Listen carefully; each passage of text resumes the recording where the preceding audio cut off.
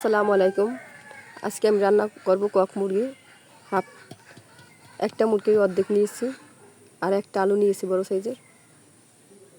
এখানে আমি কড়াইতে তেল নিয়ে নিয়েছি,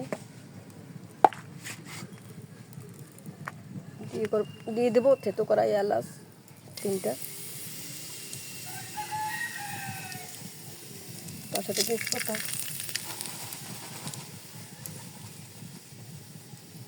দারচিনি, আর সেই সাথে দিয়ে দেবো 1 কাপ পেঁয়াজ কুচি,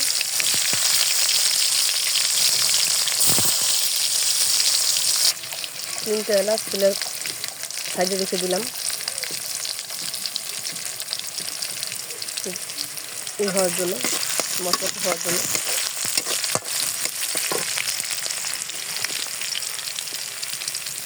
আমার পেঁয়াজটা বাদামি কালার হয়ে গেছে, আর একটু কালারটা চেঞ্জ হবে। এখানে আমি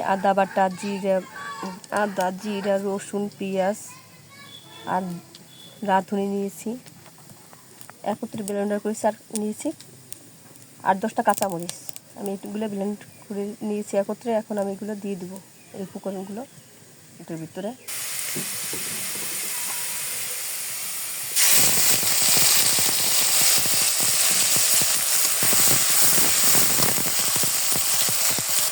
এখন দিয়ে দেবো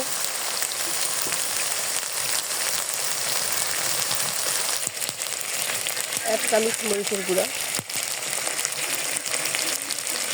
আর দিয়ে দেবো হলুদের গুঁড়া, আর দিয়ে দেবো স্বাদ মতো লবণ।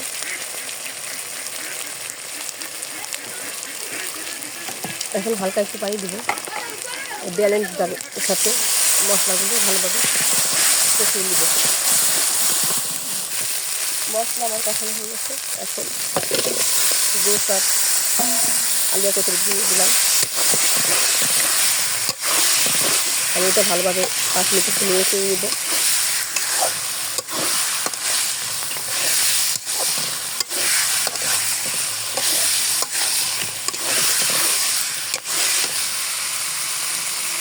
যেহেতু কক মুরগি, এর জন্য আমি পানি দিলাম, পানি দিয়ে এখন সেদ্ধ হতে দেবো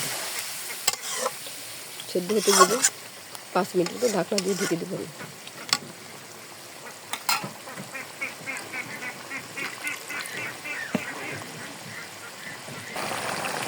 ঢাকনাটা উঠিয়ে এখন একটু আচারা দিয়ে দেবো।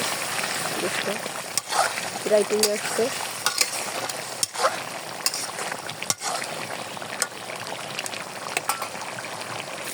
প্রায় কষানো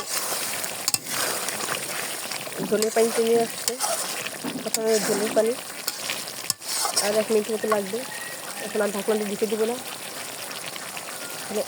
আলু সেদ্ধ হয়ে গেছে।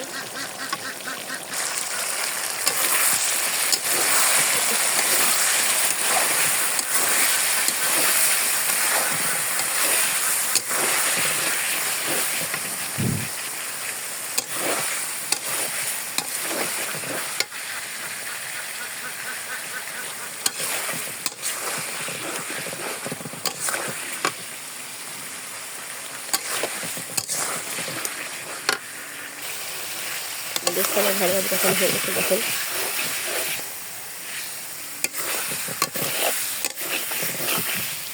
কালারটা দেখে নিশ্চয়ই বুঝতে পারছেন যে ভালোভাবে কষানো হয়ে গেছে। এখন আমি ঝোলের পানি দিয়ে দেবো। দেখেন আমার ঝোলের পানি দেওয়া হয়ে গেছে। তরকারি আমার রান্নার এখন শেষ প্রান্তে। আমি এখন জিরা আর এলাচ গুঁড়ি করে নেব, এই ঝোলের পানি দিয়ে বেটে নেব। দেখেন দিয়েছি, এখন এটা বেটে নিব। দেখেন বাটা হয়ে গেছে। এই বাটাটা আমি এখন এর সাথে মিক্সড করে দিব ভালোভাবে।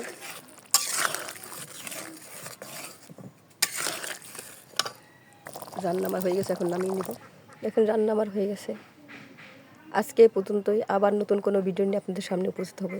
সে পর্যন্ত ভালো থাকুন, সুস্থ থাকুন। আসসালামু আলাইকুম রহমতুল্লাহি ওয়া বারাকাতুহু।